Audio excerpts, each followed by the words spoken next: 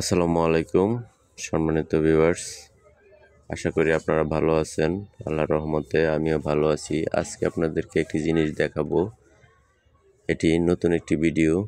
অনেকেই বর্তমানে গরম সিজনে চার্জার ফ্যান ব্যবহার করেন। এই চার্জার ফ্যান কিন্তু অনেকেই বিপাকে পড়েন, অতিরিক্ত চার্জ থাকে না, যার কারণে গরমে কষ্ট থেকে আরাম পান না। এখন আমার এই ভিডিওটি দেখলে আপনারা অবশ্যই চার্জার ফ্যান সমস্যা থাকলে বা কিভাবে ব্যাটারি চার্জ বেশি সময় ধরে চলবে এটা আপনারা বুঝতে পারবেন এবং জানতে পারবেন।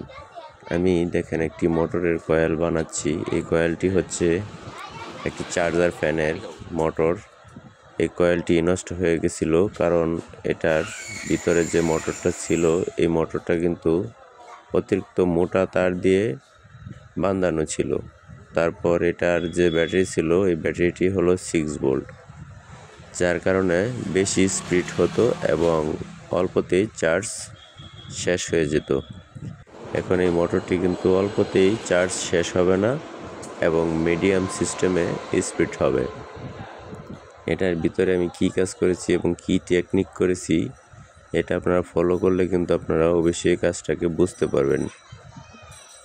দেখেন আমি এই মোটরটিকে বানাচ্ছি একটি তামার কেবল দিয়ে। এই কেবলটির নাম্বার হচ্ছে 35 নাম্বার। এই 35 নাম্বার কেবল দিয়ে আমি এই মোটরটি বানাচ্ছি। আর আগে এই মোটরটি বানানো ছিল 28 নাম্বার কেবল দিয়ে। তখন কিন্তু এই কেবলটি অনেক মোটা ছিল, যার কারণে ব্যাটারির যে লাইনটি ছিল এটি অতিরিক্ত শর্ট হয়ে থাকতো।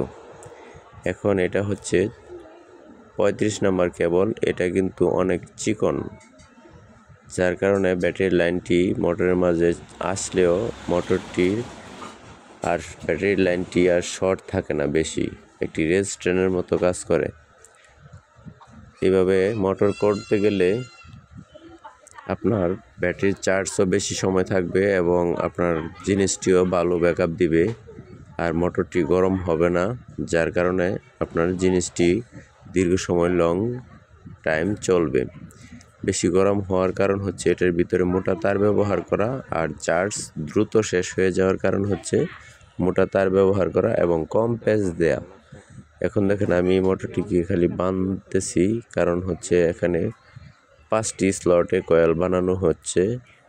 এই 5টি স্লটে কিন্তু একই প্যাচ একইভাবে পেঁচানো হচ্ছে। যদি 6 ভোল্ট হয়ে থাকে তাহলে এখানে আমি 45টি করে প্যাচ দিব, আর যদি 12 ভোল্ট হয়ে থাকে তাহলে 90টি করে প্যাচ দিব। এখন আমি বানাচ্ছি হলো 6 ভোল্ট, তাই 45টি করে প্যাচ দিয়ে নিচ্ছি। আর বাজার থেকে যদি আপনার কোনো মোটর কিনে নেন তাহলে কিন্তু এই মোটরটি অরিজিনালিভাবে দেখবেন 10 থেকে 12টি প্যাচের মাধ্যমে একটি 6 ভোল্ট মোটর বানিয়ে দিয়ে থাকে তারা। কারণ হচ্ছে 10 থেকে 12টি প্যাচ মোটা তার দিয়ে দেয়, যার কারণে ব্যাটারির মাঝে লাগালে মোটরটি অনেক স্পিড হয়, কিন্তু ব্যাটারির চার্জ চলে যায়, ডপ করে লাইনটি শর্ট হয়ে ব্যাটারির চার্জ চলে যায়। এখন আমি যেই কয়েলটি বানাচ্ছি এই কয়েলটি কিন্তু লাইন শর্ট করবে না, বরং সব মোটরটি চলতে থাকবে দীর্ঘ সময় ধরে। এভাবে আপনারা যদি কাজ করেন তাহলে আশা করি আপনাদের ভালো রেজাল্ট হবে। এবং আমার এই ভিডিওটি যদি আপনারা প্রথমবারের মতো দেখেন তাহলে অবশ্যই ফলো করে একটি লাইক একটি কমেন্ট করে দিবেন। আর যদি সাবস্ক্রাইব করা থাকে তাহলে তো ভালো, অসংখ্য ধন্যবাদ। আমার এই কাজগুলি ফলো করবেন তাহলে আপনারা অনেক কিছু শিখতে পারবেন এবং বুঝতে পারবেন আমি কিভাবে কাজগুলি করি, এবং সার্ভিসিংয়ের কাজগুলি সকলকে সমানভাবে আমার নিজের মতো করে আমি দিয়ে থাকি। এই মোটরটি বাঁধার পর আমি আপনাদেরকে এই মোটরটিকে চালিয়ে একটি ফ্যানের মাঝে লাগিয়ে দেখাবো এই ভিডিওর মাঝেই। ভিডিওটি যদিও একটু লং তাহলে আপনারা দেখবেন, কারণ হচ্ছে এই লং ভিডিওটি দেখে আপনারা শিখতে পারবেন এবং বুঝতে পারবেন। আসলে অনেক জিনিস কাজের মাঝে ভালো মন্দ টেকসই হয় এবং মানুষে মনে করে যে বাজার থেকে বা মার্কেট থেকে নতুন জিনিস ক্রয় করে আনলেই বুঝি ভালো হয়, কিন্তু তা না। নিজের হাতে একটি জিনিস গড়ে নিলে এবং বানিয়ে নিলে সেটাই সবচেয়ে বেটার এবং সেটাই সব থেকে ভালো হয়। সম্মানিত ভিউয়ার্স, অনেক সময় ধরে আমার এই ভিডিওটি আপনারা দেখতেছেন। এখন দেখেন আমি কিন্তু মোটরটির ভিতরে এই কয়েলটি প্রবেশ করাচ্ছি, কারণ মোটরটির কয়েল বানানো হয়ে গেছে। আপনারা চাইলে এই মোটরটির মাঝে কয়েল বানানোর পর কিন্তু বার্নিশ দিয়ে দিতে পারেন, অথবা না দিলেও চলে। যদি আপনারা বার্নিশ ব্যবহার করেন তাহলে কয়েলটি আরও মজবুত এবং ভালো থাকবে। আর যদি বার্নিশ ব্যবহার না করেন তাহলে এই কয়েলগুলিকে একটি সরু সুতা দিয়ে ফার্নিচারের সাইড দিয়ে পেঁচিয়ে আটকে দিবেন, যাতে করে কয়েলগুলি বেরিয়ে না আসতে পারে।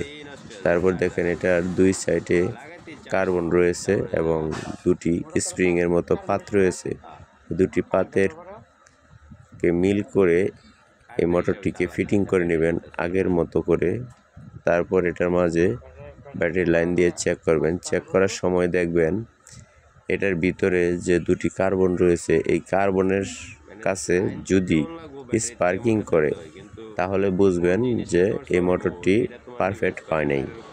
আর যদি দেখেন যে স্পার্কিং না করে, যতটুক প্রয়োজন ততটুক স্পিডে ঘুরতেছে, তাহলে বুঝে নেবেন যে মোটরটি পারফেক্ট হয়েছে এবং ব্যাটারির চার্জ বেশি সময় থাকবে এবং এটা লং টাইম চলবে।